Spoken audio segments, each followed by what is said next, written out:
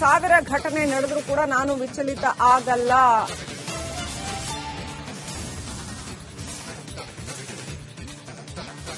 Republic ಕನ್ನಡದಲ್ಲಿ ಮಧು ಜಾಲದ exclusive details ಕೊಡ್ತಾ ಇದ್ದೀವಿ. ಈ ಹನಿ ಟ್ರ್ಯಾಪ್ ವಿಚಾರದಲ್ಲಿ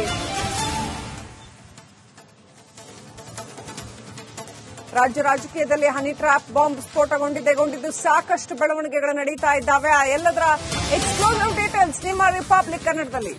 ಇಂತಹ 1000 ಘಟನೆ ನಡೆದ್ರೂ ನಾನು ವಿಚಲಿತ ಆಗಲ್ಲ. ಈ ಬೆಳವಣಿಗೆ ಬಳಿಕ ನಾನು ಸಿಎಂ ಭೇಟಿ ಮಾಡಿಲ್ಲ, ದೇವರು ಬುದ್ಧಿ ನೀಡಿದಂತೆ ಮಾಡುವಂತ ಸಿಎಂ ಹೇಳಿದ್ದಾರೆ. ನಿನ್ನೆ ನನ್ನ ಮಗ ರಾಜೇಂದ್ರ ಸಿಎಂ ಭೇಟಿ ಮಾಡಿದ್ದಾನೆ, ಇದಕ್ಕೆ ಒಂದು ತಾರ್ಕಿಕ ಅಂತ್ಯ ಹಾಡಬೇಕಾಗಿದೆ ಅಂತ ಸಚಿವ ರಾಜಣ್ಣ ರಿಪಬ್ಲಿಕ್ ಕನ್ನಡಕ್ಕೆ ಎಕ್ಸ್ಕ್ಲೂಸಿವ್ ಆಗಿ ಹೇಳಿಕೆ ನೀಡಿದ್ದಾರೆ. ಕೆಎನ್ ರಾಜಣ್ಣ ಏನ್ ಹೇಳ್ತಾರೆ ಈ ವಿಚಾರದಲ್ಲಿ? ಆರೋಪ ಮಾಡಿದಂತವರು ಕೆಎನ್ ರಾಜಣ್ಣ. 25-26 ಸುಮಾರು ಬಟ್ ನೆಕ್ಸ್ಟ್ ಅಪ್ಡೇಟ್ ಏನಾಯ್ತು ಅಂತ ನೆಕ್ಸ್ಟ್ ಅಪ್ಡೇಟ್ ಇವೆಲ್ಲನೂ ಕೂಡ ಒಂದ್ ಸ್ವಲ್ಪ ಡೀಟೇಲ್ ಆಗಿ ಬರ್ತೀನಿ, ಹೇಳ್ತೀನಿ. ಈಗ ನನಗೆ ಬಿಸಿನೂ ಇದ್ದೀನಿ, ನಾನು ಒಂದ್ ಸ್ವಲ್ಪ ಮಾಹಿತಿನೂ ಕೂಡ ಇನ್ನೂ ಕಲೆ ಆಗ್ತಕ್ಕಂಥದ್ದೆಲ್ಲ ಮಾಡ್ತಾ ಇದ್ದೀನಿ. ನನ್ನ ನಂತರ ಹೇಳ್ತೀನಲ್ಲ ವಿವರವಾಗಿ. ಸರ್, ಬೆಂಗಳೂರಲ್ಲಿ ನಿಮ್ಮನ್ನ ಬಹಳ ಸರಿ ನಾನು ಮಾತಾಡ್ಸಿದ್ದೀನಿ, ಯಾವಾಗಲೂ ಹಸನ್ಮುಖಿ ಆಗಿರೋರು, ಬಟ್ ಈ ತರ ಇನ್ಸಿಡೆಂಟ್ ಆದ್ಮೇಲೆ ಸ್ವಲ್ಪ ಟೆನ್ಷನ್ ಆಗಿದೆ. ಅಯ್ಯೋ, ನಾನು ಯಾವಾಗಲೂ ಹಸನ್ಮುಖಿನೇ. ನಾನು ಎಂತದ್ ಬಂದ್ರು ಕೂಡ ಎಂತೆಂತ ಸಂದರ್ಭದಲ್ಲೂ ನಾನು ಯಾವತ್ತು ಎದೆಗುಂದೋದು ಇಲ್ಲ, ಯಾವತ್ತು ಬೇಸರನೂ ಇಲ್ಲ, ಎಲ್ಲನೂ ಕೂಡ ಸಮಾನವಾಗಿ ಸ್ವೀಕಾರ ಮಾಡೋನು. ಸರ್, ಇದೇನಾದ್ರು ಸ್ವಲ್ಪ ಹೆಚ್ಚು ಬೆಳಗ್ಗೆಯಿಂದ ಜನ ಜಾಸ್ತಿ ಟೆನ್ಷನ್ ಅಷ್ಟೇ. ಸರ್, ಇದು ಈ ತರ ಆದ್ಮೇಲೆ ಏನಾದ್ರು ಸ್ವಲ್ಪ ಹೆಚ್ಚು ಕಡಿಮೆ ಆಯ್ತಾ ಅಂತ? ಅವೆಲ್ಲ ಹಂಗೆಲ್ಲ ಅನ್ಕೋಬೇಡಿ. ನನಗೆ ಅಂದ್ರೆ ಬೆಳಗ್ಗೆಯಿಂದ ವಿಸಿಟರ್ಸ್ ಎಲ್ಲ ಜಾಸ್ತಿ ಇದ್ರಲ್ಲ, ಆಯ್ದಲ್ಲಿ ಈಗ ಕೆಲವು ಜನಕ್ಕೆ ಅಟೆಂಡ್ ಮಾಡಕ್ಕಾಗಿಲ್ಲ, ಬೇಸರ ಮಾಡ್ಕೊಂಡು ಹೋಗ್ತಾರೆ.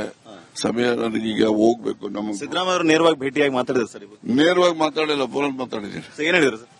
ಫೋನಲ್ಲಿ ಏನ್ ಹೇಳಿದ್ರು ಅಂದ್ರೆ, ನೋಡಪ್ಪ,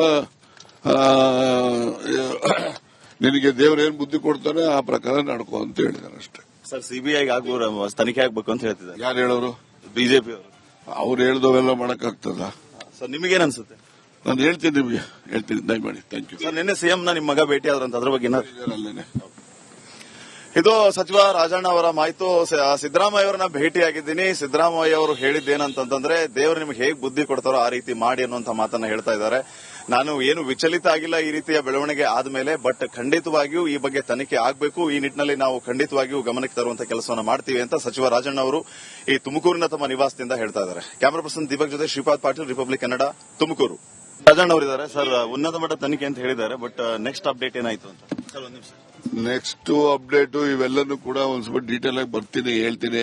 ಈಗ ನನಗೆ ಬಿಸಿನೂ ಇದ್ದೀನಿ, ನಾನು ಒಂದ್ ಸ್ವಲ್ಪ ಮಾಹಿತಿನೂ ಕೂಡ ಇನ್ನೂ ಕಲೆ ಆಗ್ತಕ್ಕಂಥದ್ದೆಲ್ಲ ಮಾಡ್ತಾ ಇದ್ದೀನಿ. ನನ್ನ ನಂತರ ಹೇಳ್ತೀನಲ್ಲ ವಿವರವಾಗಿ. ಸರ್, ಬೆಂಗಳೂರಲ್ಲಿ ನಿಮ್ಮನ್ನ ಬಹಳ ಸರಿ ನಾನು ಮಾತಾಡ್ಸಿದ್ದೀನಿ, ಯಾವಾಗಲೂ ಹಸನ್ಮುಖಿ ಆಗಿರೋರು, ಬಟ್ ಈ ತರ ಇನ್ಸಿಡೆಂಟ್ ಆದ್ಮೇಲೆ ಸ್ವಲ್ಪ ಟೆನ್ಷನ್ ಆಗಿದೆ. ಅಯ್ಯೋ, ನಾನು ಯಾವಾಗಲೂ ಹಸನ್ಮುಖಿನೇ. ನಾನು ಎಂತದ್ ಬಂದ್ರು ಕೂಡ ಎಂತೆಂತ ಸಂದರ್ಭದಲ್ಲೂ ನಾನು ಯಾವತ್ತು ಎದೆಗುಂದೋದು ಇಲ್ಲ, ಯಾವತ್ತು ಬೇಸರನೂ ಇಲ್ಲ, ಎಲ್ಲನೂ ಕೂಡ ಸಮಾನವಾಗಿ ಸ್ವೀಕಾರ ಮಾಡೋನು. ಸರ್, ಇದೇನಾದ್ರು ಸ್ವಲ್ಪ ಹೆಚ್ಚು ಕಡಿಮೆ? ಬೆಳಗ್ಗೆಯಿಂದ ಜನ ಜಾಸ್ತಿ ಟೆನ್ಷನ್ ಅಷ್ಟೇ. ಸರ್, ಇದು ಈ ತರ ಆದ್ಮೇಲೆ ಏನಾದ್ರು ಸ್ವಲ್ಪ ಹೆಚ್ಚು ಕಡಿಮೆ ಆಯ್ತಾ ಅಂತ? ಅವೆಲ್ಲ ಹಂಗೆಲ್ಲ ಅನ್ಕೋಬೇಡಿ. ನನಗೆ ಅಂದ್ರೆ ಬೆಳಗ್ಗೆಯಿಂದ ವಿಸಿಟರ್ಸ್ ಎಲ್ಲ ಜಾಸ್ತಿ ಇದ್ರಲ್ಲ, ಆಯ್ದಲ್ಲಿ ಈಗ ಕೆಲವು ಜನಕ್ಕೆ ಅಟೆಂಡ್ ಮಾಡಕ್ಕಾಗಿಲ್ಲ, ಬೇಸರ ಮಾಡ್ಕೊಂಡು ಹೋಗ್ತಾರೆ. ಸಮಯ ನನಗೀಗ ಹೋಗ್ಬೇಕು. ನಮ್ಗೆ ಸಿದ್ದರಾಮಯ್ಯ ಅವರು ನೇರವಾಗಿ ಭೇಟಿಯಾಗಿ ಮಾತಾಡಿದ್ರು ಸರ್? ನೇರವಾಗಿ ಮಾತಾಡಿಲ್ಲ, ಫೋನಲ್ಲಿ ಮಾತಾಡಿದ್ದೀನಿ. ಏನ್ ಹೇಳಿದ್ರು ಸರ್? ಫೋನಲ್ಲಿ ಏನ್ ಹೇಳಿದ್ರು ಅಂದ್ರೆ, ನೋಡಪ್ಪ, ನಿನಗೆ ದೇವ್ರೇನ್ ಬುದ್ಧಿ ಕೊಡ್ತಾನೆ ಆ ಪ್ರಕಾರ ನಡ್ಕೋ ಅಂತ ಹೇಳಿದಾರೆ ಅಷ್ಟೇ. ಸರ್, ಸಿಬಿಐ ತನಿಖೆ ಆಗ್ಬೇಕು ಅಂತ ಹೇಳ್ತಿದ್ದಾರೆ. ಯಾರು ಹೇಳೋರು? ಬಿಜೆಪಿ ಅವರು. ಅವ್ರು ಹೇಳ್ದವೆಲ್ಲ ಮಾಡಕ್ಕಾಗ್ತದ? ಸರ್, ನಿಮಗೇನ್ ಅನ್ಸುತ್ತೆ? ನಾನು ಹೇಳ್ತೀನಿ, ನಿಮ್ಗೆ ಹೇಳ್ತೀನಿ, ದಯಮಾಡಿ. Thank you. ಸರ್, ನಿನ್ನೆ ಸಿಎಂ ನಿಮ್ಮ ಮಗ ಭೇಟಿ ಆದ್ರಂತ, ಅದ್ರ ಬಗ್ಗೆ ಅಲ್ಲೇನೆ. ಇದು ಸಚಿವ ರಾಜಣ್ಣ ಅವರ ಮಾಹಿತಿ. ಸಿದ್ದರಾಮಯ್ಯ ಅವರನ್ನ ಭೇಟಿಯಾಗಿದ್ದೀನಿ, ಸಿದ್ದರಾಮಯ್ಯ ಅವರು ಹೇಳಿದ್ದೇನಂತಂದ್ರೆ, ದೇವರು ನಿಮ್ಗೆ ಹೇಗೆ ಬುದ್ಧಿ ಕೊಡ್ತಾರೋ ಆ ರೀತಿ ಮಾಡಿ ಅನ್ನುವಂತ ಮಾತನ್ನ ಹೇಳ್ತಾ ಇದ್ದಾರೆ.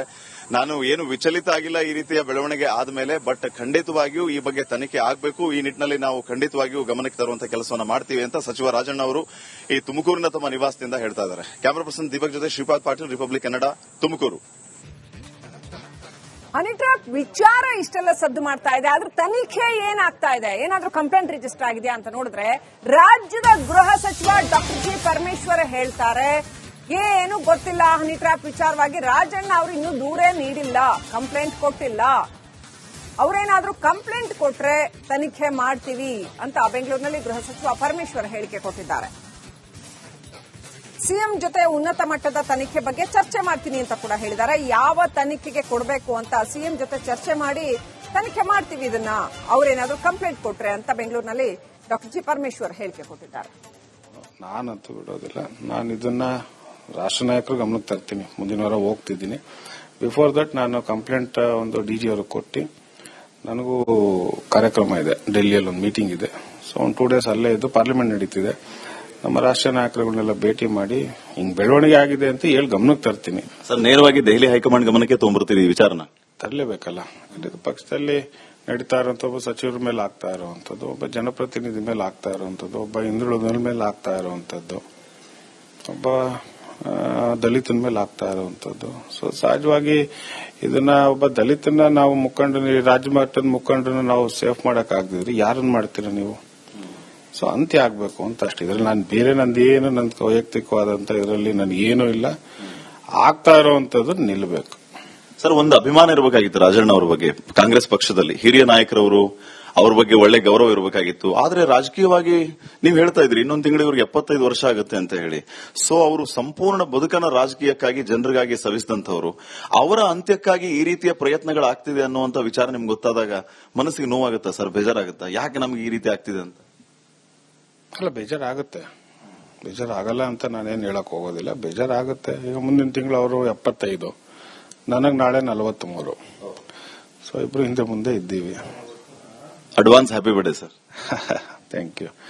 ನಾಳೆ ನಂದಿದೆ. ಸಹಜವಾಗಿ ನಮಗೂ ಬೇಜಾರಾಗುತ್ತೆ ಇವೆಲ್ಲ ಬೆಳವಣಿಗೆ ನಡೆದಾಗ. ಬಟ್ ನಾನು ಈಗಲೂ ನಿಮ್ಮ ಮುಖಾಂತರ ಹೇಳೋವಂಥದ್ದು ನಿಲ್ಲಬೇಕಷ್ಟೇ. ಅಷ್ಟಕ್ಕೆ ಏನ್ ಬೇಕು ಪ್ರಯತ್ನ ಮಾಡ್ತೀನಿ ನಾನಂತೂ. ಸರ್, ಒಂದ್ ರೀತಿ ಎಮೋಷನಲ್ ಸಿಚುವೇಶನ್ ನಿಮಗೆ?